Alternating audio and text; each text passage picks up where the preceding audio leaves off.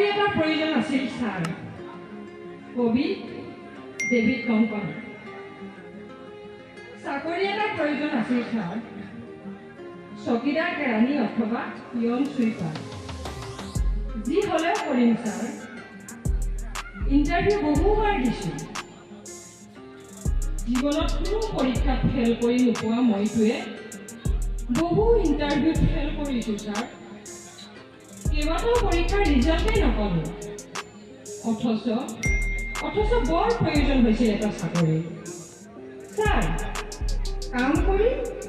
বিনিময় ল'ম বহুতে কয় ছাৰ পেপাৰতো পাম টেলিভিশ্যনতো দেখিবলৈ পাম চাকৰিবোৰ বোলে টকাত বিক্ৰী হয় সকলো দেখিও কোনোদিন মই বিশ্বাস কৰা নাই ছাৰ সেই চাকৰিৰ বিজ্ঞাপন পালে ভেনা মাটিৰ দৰে পৰোগৈ ছাৰ চাকৰি এটা বৰ প্ৰয়োজন হৈছিল চকীদাৰ কেৰাণী অথবা পিয়ন চুইপাৰ যি হ'লে হ'ব ছাৰ নাইবা গেট ৰখিয়া দিলেও কৰিম ব্যৱসায় কৰিবলৈ টকা নাই লাখ টকাৰ চাকৰি কিনাৰ অকাত নাই আৰু কি জানে ছাৰ হাজিৰা কৰিবলৈ একোৱেই নেজানো নহয় সৰুৰে পৰা বেলেগ কাম নিশিকিলোঁ ভাবিছিলোঁ ভগৱানে দিয়া মগজুটোলৈ কিবা এটা কৰিম ভালকৈ পঢ়িম ভাল মানুহ হ'ম ভাল চাকৰি কৰিম কিন্তু এতিয়া এই মগজুটো হতাশা নামৰ বস্তুটোৱে আৱৰা ছাৰ বৰ প্ৰয়োজন আছিল এটা চাকৰি ঘৰত বেমাৰী দেউতা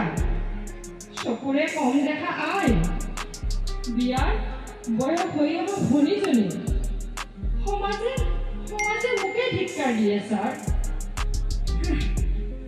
ষ্টেটাছ মেইনটেইন কৰিব নোৱাৰিলোঁ ৰেষ্টুৰেণ্ট পাৰ্ক চিনেমাৰ বিলাসী জীৱন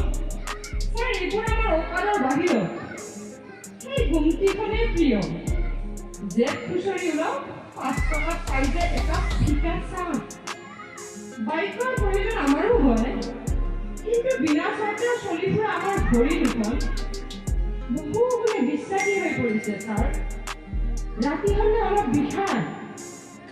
কিন্তু চলি যায় জোতাযোৰ যেনে তেনে চলি আছে ছাৰ ভিতৰৰ মোজাযোৰ দেখিলে বুজিব মোৰ ফটা জীৱনৰ কথা বাহিৰৰ ছাদটো ঠিকেই আছে ভিতৰৰ পিন্ধা গেঞ্জিটো দেখিলে জানিব মোৰ দুৰ্ভগীয়া কপালৰ কথা ছাৰ আৰু নোৱাৰি চাকৰি নাই বাবে জনা বুজা দেউতাই চকীখন নাপায় আৰু চাকৰি নাই বাবে সমাজত সন্মান নাপায় যে ছাৰ শিক্ষা বুজা নাই চাকৰি এটা লাগে যোগ্যতাৰ বলত লাগে পাৰিলে পেপাৰ টেলিভিশ্যনত চাকৰি বিক্ৰী হোৱাৰ খবৰ নোপোৱাকৈ ইণ্টাৰভিউ পাতক এবাৰ পাতক হাঁহি ইণ্টাৰভিউ দিম পাৰিলে চাকৰিৰ